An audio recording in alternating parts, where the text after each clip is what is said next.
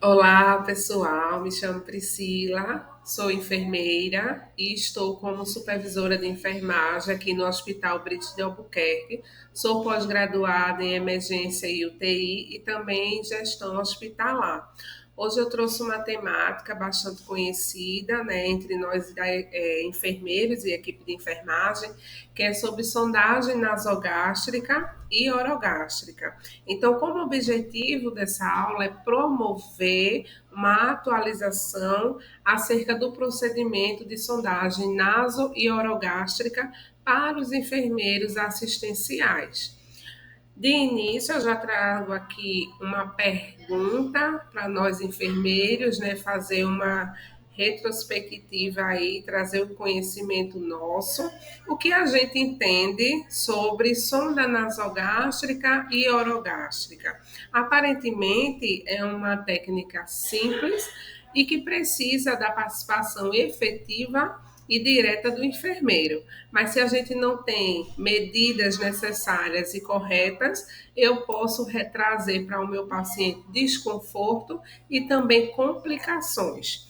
Então, eu trouxe aqui um conceito sobre sonda, né, que é a inserção de uma sonda plástica ou de borracha flexível, podendo ser curta ou longa pela boca ou nariz até o estômago. Então, quando a gente fala pela boca é orogástrica e nariz nasogástrica, tá certo? Como conhecimento e atualização para a gente, eu trouxe a resolução COFEN, que vem normatizando, né, a atuação da equipe de enfermagem sobre a sondagem, né, nasogástrica e orogástrica. Lá ele traz os conceitos, atribuições, definições. Então é importante a gente, enquanto enfermeiro, ter ciência que os procedimentos de enfermagem ele tem resoluções e que lá fala, né, de quem é a competência, se é privativo apenas se é privativo do enfermeiro, na verdade. Então é de suma importância a gente ter esse conhecimento. Como objetivo, eu coloquei facilitar o acesso à cavidade gástrica, permitindo tratamentos como a administração de alimentos, medicamentos e etc. em pacientes incapacitados, comatosos e debilitados. Seguindo em objetivo ainda, também tem como objetivo drenar o conteúdo gástrico para descompressão nas cirurgias do trato digestório, doenças obstrutivas do intestino, pancreatite e lavagem gástrica. Também como objetivo prevenir ou aliviar náuseas, vômitos ou distensão e também em caso de obstrução intestinal ou pós-cirúrgica, no caso do ilho paralítico. Coloquei aqui algumas contraindicações que não é indicado inserir a sonda. Em situações de atresias e estenose de esôfago, atresias são ausência, né, ou fechamento de órgão orifício, e estenose é o estreitamento do esôfago. Varizes esofagianas sem sangramentos. Nessa situação não é indicado por quê?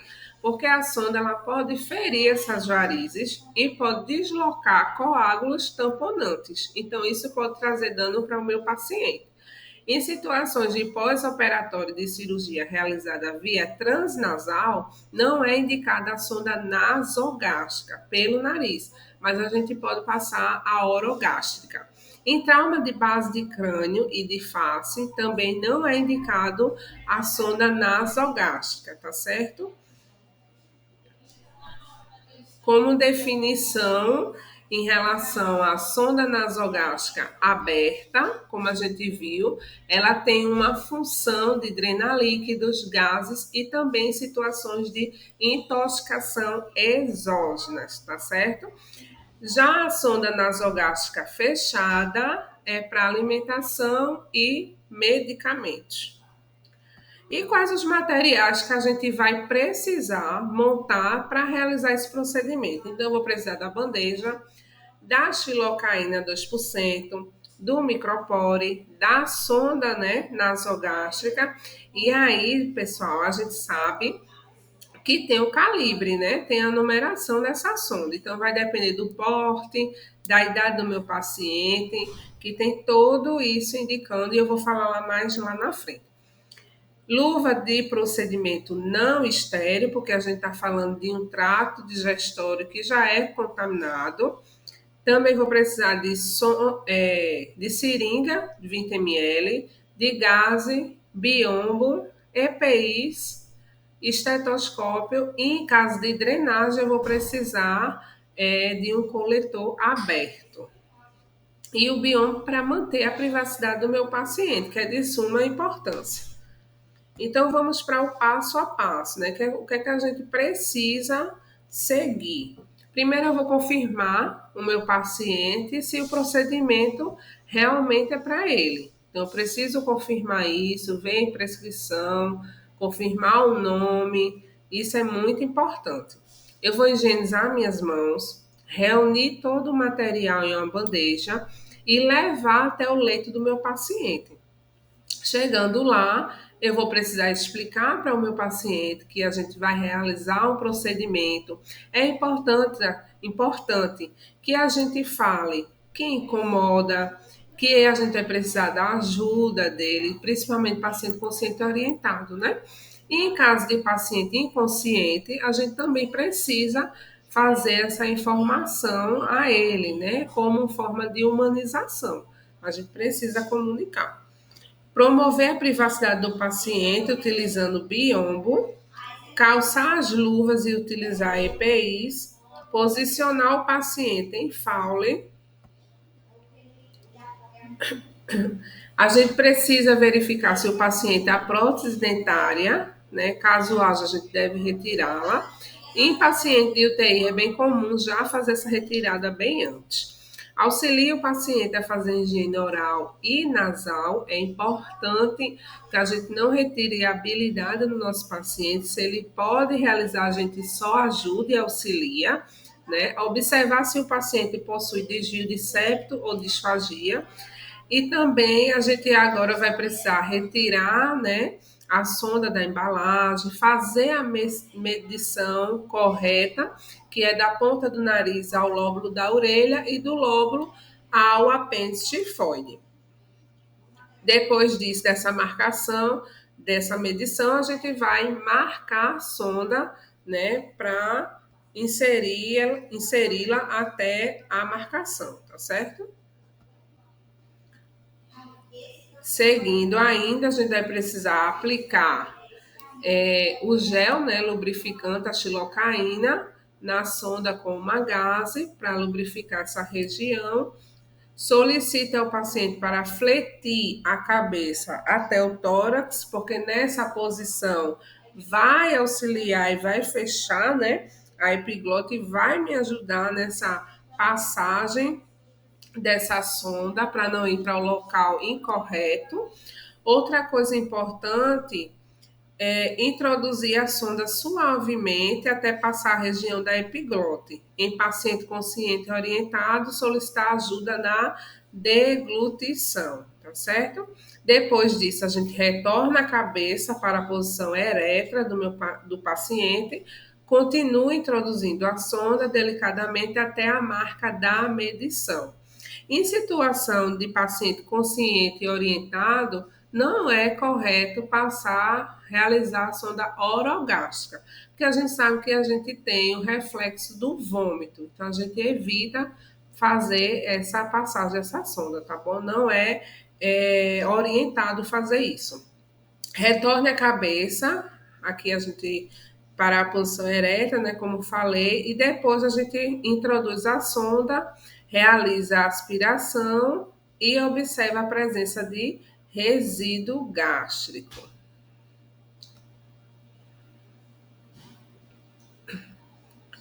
Injetar 20 ml de ar pela sonda e em seguida realizar a ausculta em região do quadrante superior esquerdo, que é para ouvir os sons de borbulho. Isso aí é o outro teste.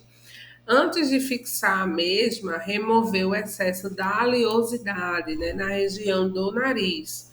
Deixar preparada a fixação com micropore ou esparadrapo, o ideal é o micropore, devido à agressão, né, à pele. Fixar a sonda na face para facilitar a movimentação do paciente no leito. Caso a finalidade seja para drenar, porque a sonda ela tem duas finalidades, como a gente viu lá anteriormente, como se for para drenar, a gente vai manter a sonda aberta, conectada ao coletor do sistema aberto. Então, terminando isso, né, o procedimento, a gente precisa recolher todo o material, fazer o descarte correto, realizar a higienização das mãos e registrar em prontuário o procedimento realizado do nosso paciente. E quais são os cuidados de enfermagem?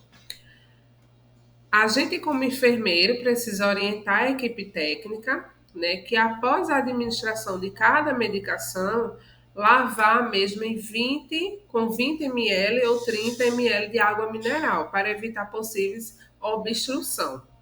Manter a fixação da sonda sempre íntegra, manter a cabeceira elevada de 30 a 45 graus. Isso evita a broncoaspiração, tá certo? Então, isso é uma observação bastante importante.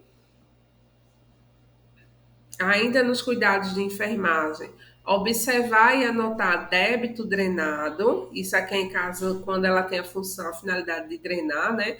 A gente precisa saber quanto está saindo, o volume, o aspecto, se é purulento, se é sanguinolento. A gente precisa registrar isso. Definir o calibre da sonda que será utilizado de acordo com o procedimento prescrito.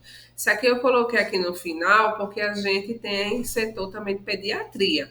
Então, em pediatria vai ser de 4 a 12 frentes e em adulto de 12 a 24 frentes. Isso tudo vai depender do porte e da idade do meu paciente, tá bom? Aqui eu coloco as referências utilizadas e desde já eu quero agradecer. Foi uma videoaula de revisão, de troca de conhecimento, de atualização, né? Espero que vocês tenham gostado e vamos nos ver mais em outros videoaulas, né? Porque a gente agora está nessa fase de treinamento.